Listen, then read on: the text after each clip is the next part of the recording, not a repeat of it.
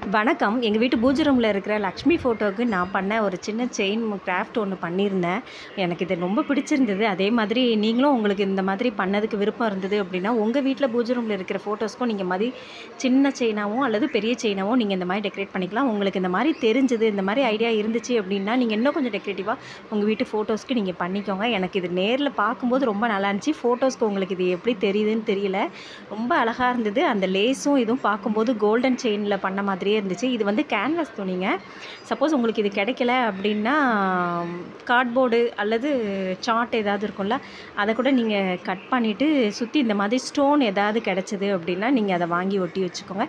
இது இந்த ஸ்டோன் தான் ஒட்டணும்னு இல்லை, ஏதாவது நடுவில் ஸ்டோன் வச்சு சுற்றி நீங்கள் செயின் ஸ்டோன் அந்த மாதிரி ஏதாவது ஒன்று ஒட்டி வச்சுக்கோங்க. இதை ஒட்டிட்டு ஃபுல்லாக ஒரு 5 பீஸ் 6 பீஸ் கட் பண்ணி வச்சுக்கோங்க. நான் 6 பீஸ் கட் பண்ணியிருக்கேன். நடுவில் டாலருக்காக கொஞ்சம் பெரிய சைஸில் ஒன்று செஞ்சு வச்சுருக்கேன். அதையும் சேர்த்து இதில் பண்ணோம். ஆனால் இது நீங்கள் செஞ்சு பாருங்களேன், ரொம்ப அழகாக இருக்கும். உங்கள் சாமி ஃபோட்டோவுக்கு இது பண்ணிவிட்டு ஒரு பூ ஏதாவது நீங்கள் வச்சு பார்த்தீங்க அப்படின்னா சாமி ஃபோட்டோவுக்கு ரொம்ப அழகாக இருக்கும். நீங்கள் அதை தூரத்துலேருந்து பார்க்கும்போது உண்மையிலே ஒரு கோல்டன் செயின் நம்ம ஃபோட்டோவுக்கு போட்ட அந்த எஃபெக்ட்லேயே நல்லாயிருக்கும். இந்த மாதிரி தாங்க பெரிய சைஸில் நான் செஞ்சுருக்கேன் ஒன்று. இந்த சுற்றி செயின் ஸ்டோன் இது ரன்னிங் ஸ்டோன் இருக்கும்ல, அதை ஒட்டி வச்சுருக்கேன். இது வந்து கோல்டன் லேஸு. இந்த லேஸில் நான் செஞ்ச அந்த 6 பீஸ் அதையும் ஒட்டிட்டு சென்டரில் வந்து அந்த பெரிய பால் இந்த ஒட்டியிருக்கேன்ல, இந்த மாதிரி பின்பக்கமாக திருப்பி லேஸில் கம் நல்ல ஸ்ட்ராங்கான கம் ஏதாவது இருந்துச்சு அப்படின்னா அதை நீங்கள் ஒட்டி வச்சுக்கோங்க. எப்போவுமே சாமி சிலைக்கு வந்து நம்ம சும்மா பாசி அந்த மாதிரி கடையில் வாங்கி தானே போடுறோம். நம்ம கையால் நம்மளே செஞ்சு போட்டோம் அப்படின்னா நமக்கு ஒரு திருப்தியாக இருக்கும். அதை பார்க்குறதுக்கு அழகாக இருக்கும். நான் இந்த மாதிரி தான் என்னோடய சாமி பூஜை ரூமில் வந்து இந்த லக்ஷ்மி இதுக்கு நேற்று பண்ணேன். அதை உங்கள் கூட ஷேர் பண்ணணும் அப்படிங்கிறதுக்காக தான் இந்த வீடியோ நான் உங்கள் கூட நான் போடுறேன்.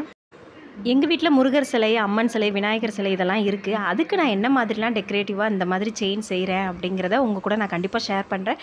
உங்ககிட்டயே அந்த மாதிரி சிலை இருந்துச்சு அப்படின்னா நீங்களும் அதே மாதிரி செஞ்சு பாருங்கள். கண்டிப்பாக நல்லாயிருக்குங்க.